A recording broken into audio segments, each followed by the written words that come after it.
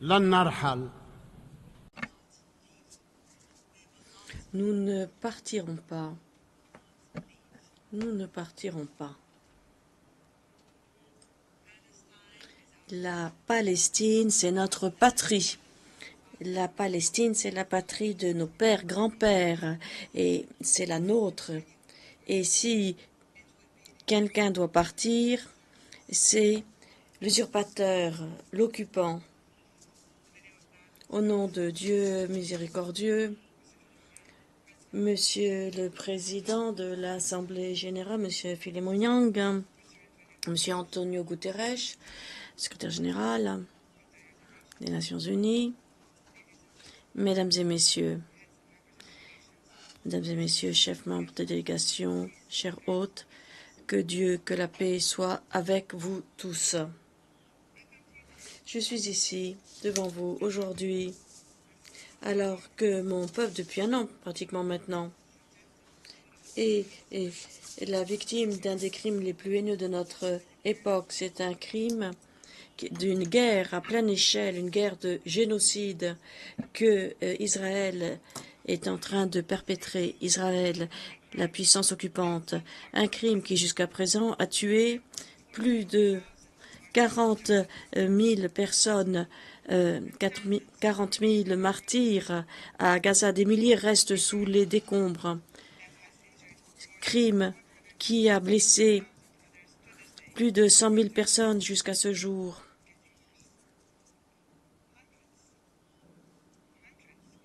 Des centaines de familles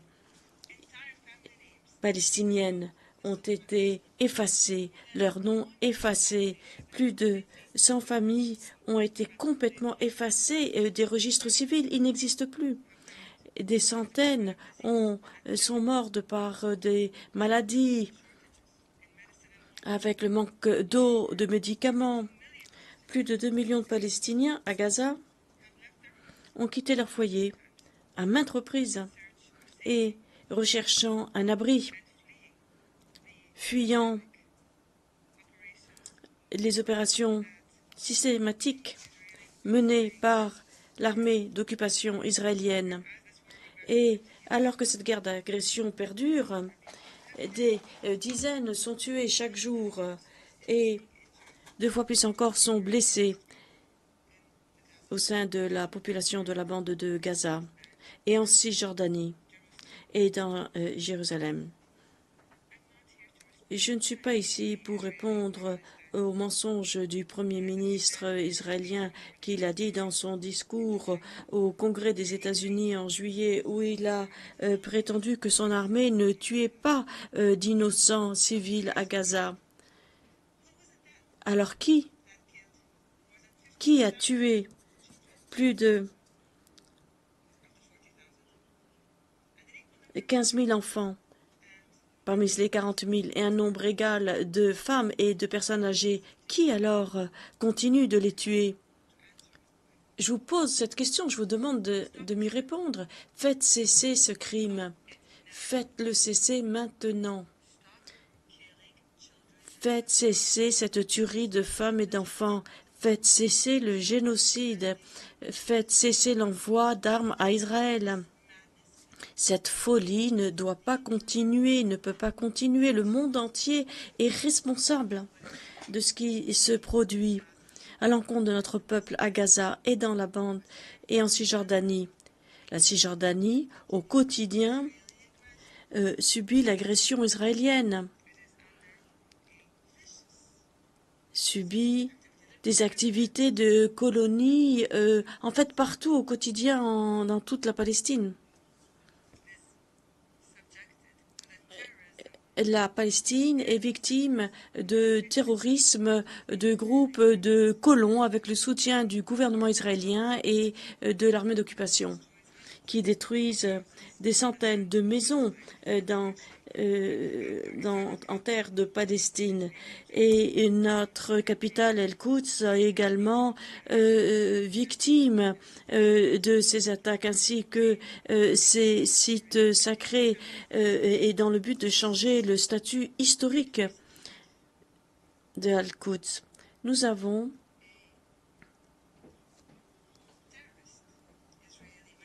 entendu un ministre israélien terroriste demandant que l'on construise un lieu, un monument parmi les sites sacrés. Ils veulent ainsi lancer un feu religieux qui pourrait embraser l'ensemble de la région. Et une résolution adoptée par la Ligue des États arabes en 1930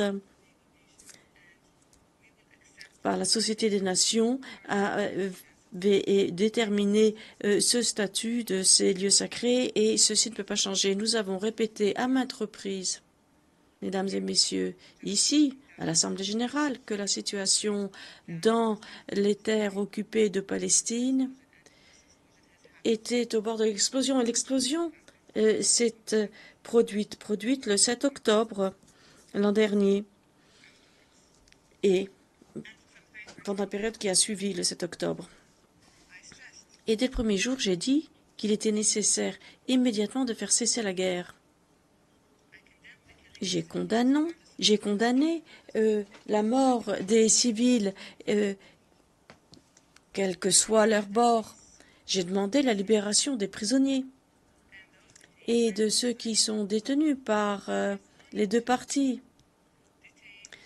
Nul besoin de détenir des femmes, des enfants, des personnes âgées. Je l'ai répété, on l'a répété à maintes reprises, à quiconque détient ces personnes. Je demande immédiatement que l'on passe à la table des négociations pour mettre en œuvre les résolutions internationales.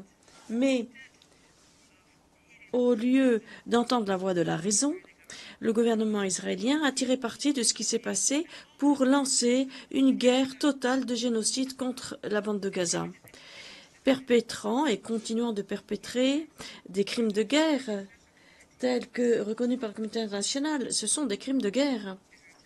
Israël, aujourd'hui, lance maintenant une nouvelle agression contre le peuple frère libanais. Le peuple libanais maintenant est soumis au génocide et Israël doit cesser sa guerre et au Liban et en Palestine. Nous condamnons cette agression et nous exigeons qu'elle cesse immédiatement. Israël a réoccupé la bande de Gaza dans son intégralité, l'a détruite presque complètement. Ainsi, la bande de Gaza n'est plus appropriée pour vivre. La plupart des maisons ont été détruites. Il en va de même pour la plupart des bâtiments. Les installations médicales, les installations universitaires, les écoles, les églises, les mosquées, les centrales électriques, les centrales d'assainissement, les centrales d'eau. Quiconque va aujourd'hui dans la bande de Gaza ne peut pas reconnaître la bande de Gaza. 75% de la bande de Gaza a été complètement détruite. Si Israël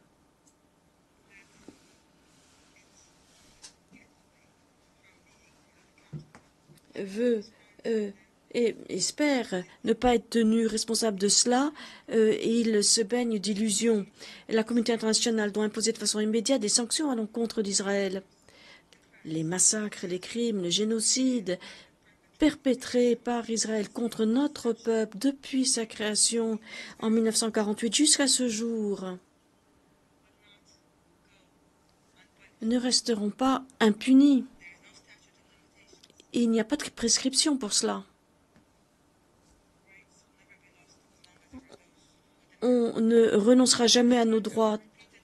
On continuera de les demander. Malgré les appels lancés à maintes reprises, le monde n'a pas réussi à obliger Israël à cesser cette guerre de génocide, ce crime de guerre contre des civils innocents. Nous déplorons que le gouvernement des États-Unis, la démocratie du monde, la plus grande démocratie du monde, 3 fois ait entravé des projets de résolution au Conseil de sécurité exigeant qu'Israël observe un cessez-le-feu. Les États-Unis, seuls, ont dit non. Non, les combats vont continuer.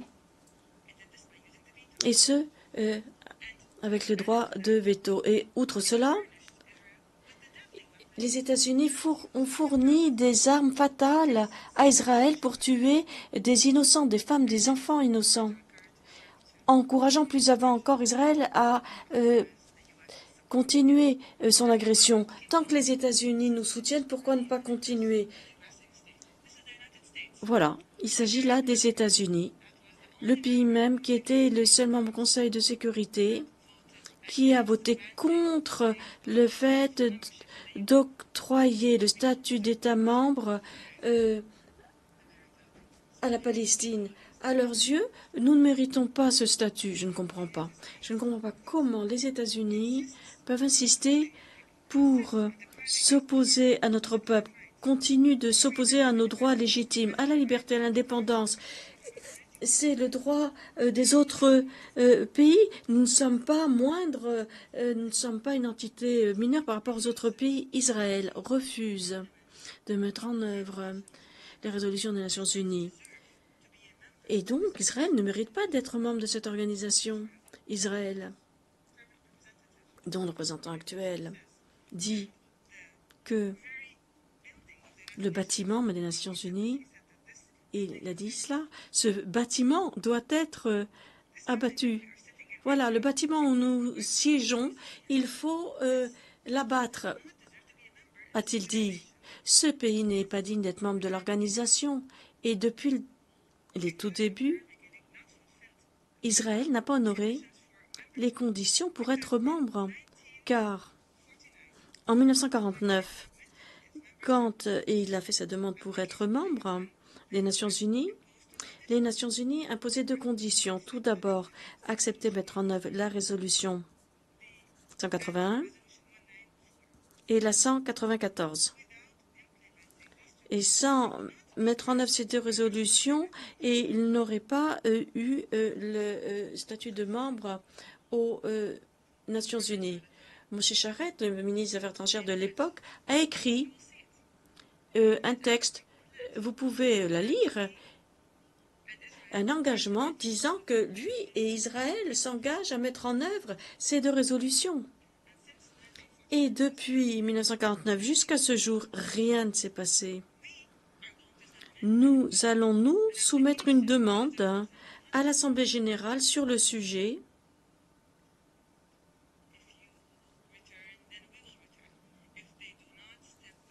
S'ils ne reculent pas, eh bien nous ferons plus encore. Je saisis cette occasion pour saluer les États membres des Nations Unies qui ont voté à une majorité de plus des 2/3 en faveur du projet de résolution soumis par l'État de Palestine, soutenu par un grand nombre donc de pays frères et sœurs amis pour adopter l'avis consultatif historique du 19 juillet 2024 de la Cour internationale de justice pour mettre un terme à l'occupation illégale israélienne de l'État de Palestine dans une période de 12 mois.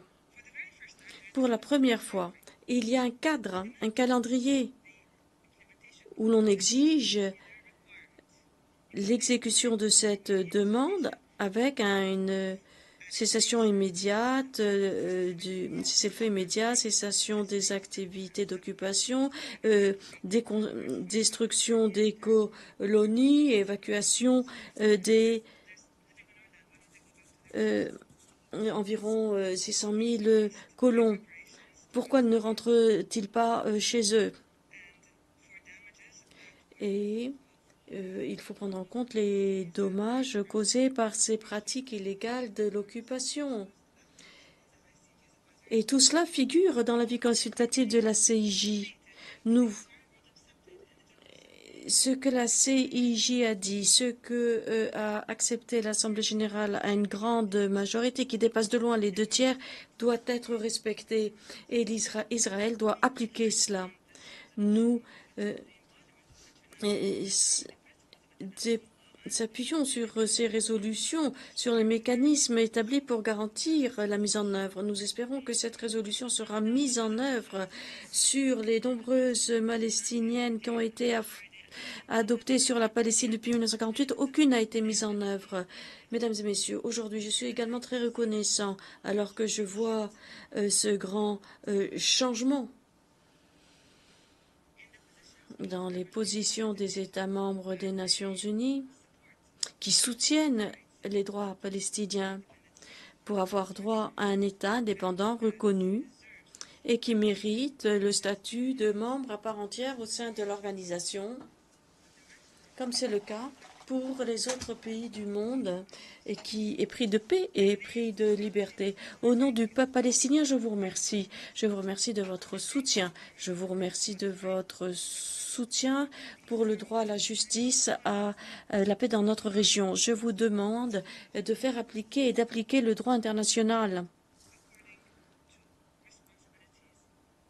en fonction de vos responsabilités et de votre souveraineté. Nous ne vous demandons pas plus que ce que vous pouvez faire.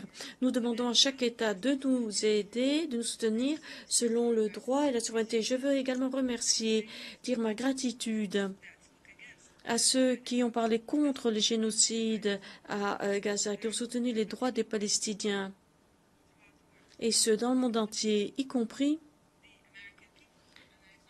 aux États-Unis. Et je salue ici le rôle du peuple américain, des manifestants dans les rues. Nous les remercions. Nous apprécions ce qui se passe dans tous vos pays qui ont des ardents défenseurs de la Palestine. Et j'aimerais ici mentionner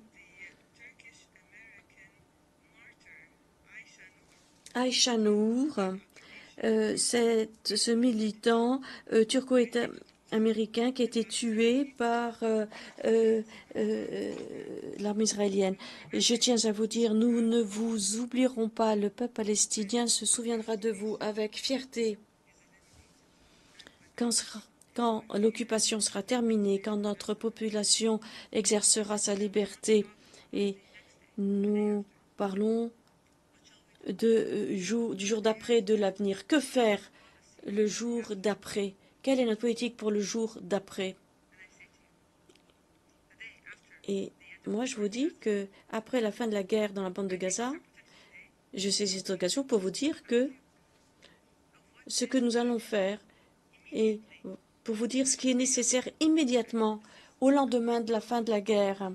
C'est notre proposition que nous vous soumettons. Vous pouvez l'accepter, la modifier, etc. Nous sommes prêts.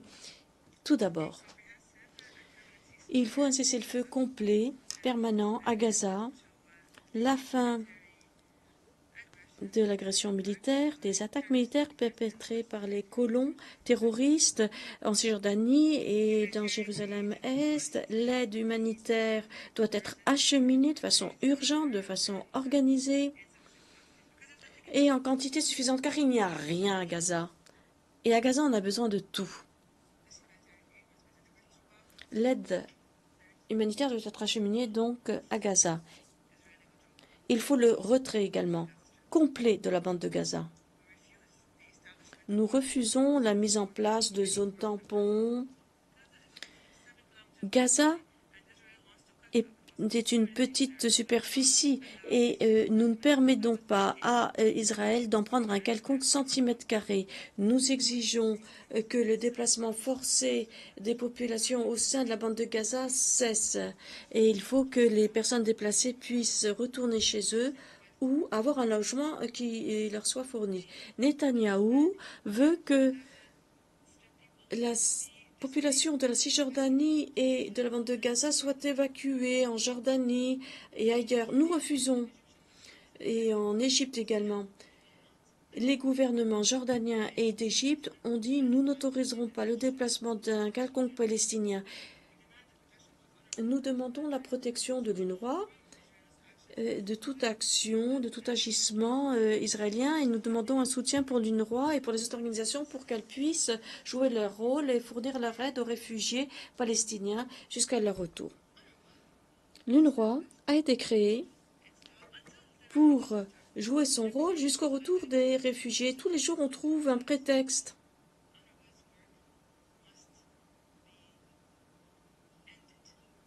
pour dire que pour critiquer l'UNRWA. Cinquièmement, nous demandons que la population palestinienne doit être protégée. Nous ne voulons pas combattre Israël. Nous ne voulons pas combattre contre Israël. Nous voulons être protégés. Nous voulons donc que nos enfants, nos familles, les femmes puissent être protégées au plan international. Sixièmement, l'État de Palestine doit assumer ses responsabilités dans la bande de Gaza et imposer sa juridiction complète, notamment au point de frontière, notamment à la frontière internationale entre l'Égypte et la Palestine. Et ceci doit faire partie du plan complet. Ceci était le cas dans le passé. Ceci doit être de nouveau le cas. Dans le cadre d'une réforme nationale complète, nous entreprenons ce processus. Différents pays l'ont examiné et l'ont approuvé ce processus. Et nous mènerons ce processus à terme. Et au bout de ce processus, nous remettrons en place nos infrastructures, nos institutions d'État qui ont été détruites par Israël. Nous allons relancer l'économie et nous tiendrons l'État d'Israël pleinement responsable. L'État de Palestine, le gouvernement de Palestine, l'OLP auront autorité sur l'ensemble du territoire de la Palestine, Cisjordanie, Jérusalem-Est et bande de Gaza, comme ceci a été stipulé par le droit international. Nous ne demandons rien de plus, mais nous n'accepterons rien de moins. Nous ne demanderons rien de plus, nous n'accepterons rien de moins. Nous aurons des élections. Nous avons été prêts dans le passé à organiser des élections, mais Israël avait refusé de laisser que les élections soient organisées. Mais nous sommes prêts à avoir ces élections et à constituer un gouvernement palestinien conformément au résultat des élections. Nous continuerons de mobiliser le plus grand soutien possible international pour que l'État de Palestine soit membre à part entière aux Nations Unies aussitôt que possible. Qu'est-ce qui nous manque pour être considéré sur un pied d'égalité avec vous tous, pour être le 194e État membre des Nations Unies? Nous avons un territoire, une population, une culture, nous avons les connaissances, nous avons tout ce qui est nécessaire pour ce faire. Nous vous demandons de nous aider. Dixièmement, la pleine mise en œuvre de la résolution de l'Assemblée générale sur l'avis consultatif de la Cour internationale de justice que j'ai mentionné précédemment pour mettre un terme à l'occupation en 12 mois, tel que stipulé par la résolution, tel que stipulé par l'avis consultatif. Tenir une conférence internationale sur les auspices des Nations Unies d'ici à un an pour appliquer la solution à 2 États. Nous voulons donc tenir cette conférence internationale pour régler tous les problèmes entre Israël et nous. Par ailleurs, nous reconnaissons, nous, l'État d'Israël. C'est Israël qui ne nous reconnaît pas. Nous voulons une solution qui protège les deux pays, l'État de Palestine et l'État d'Israël, pour qu'ils puissent tous deux coexister dans la paix, la stabilité, la sécurité. 12e, adopter une force de maintien de la paix via une résolution de sécurité entre l'État de Palestine et l'État d'Israël pour garantir la sécurité des deux pays. Nous demandons des garanties pour la sécurité des deux pays. Voilà les éléments de notre vision des choses pour le lendemain de la fin de la guerre. et pour l'État de Palestine de façon générale. Et je vous demande à vous tous d'approuver ce plan et de nous fournir tous les moyens nécessaires pour garantir le succès de sa mise en œuvre. Mesdames et messieurs, il y a quelques semaines, j'ai déclaré que j'avais décidé de mener une délégation palestinienne dans la bande de Gaza pour être aux côtés de notre peuple épuisé, exsangue suite à la guerre de génocide d'Israël. Je vous demande de soutenir cette décision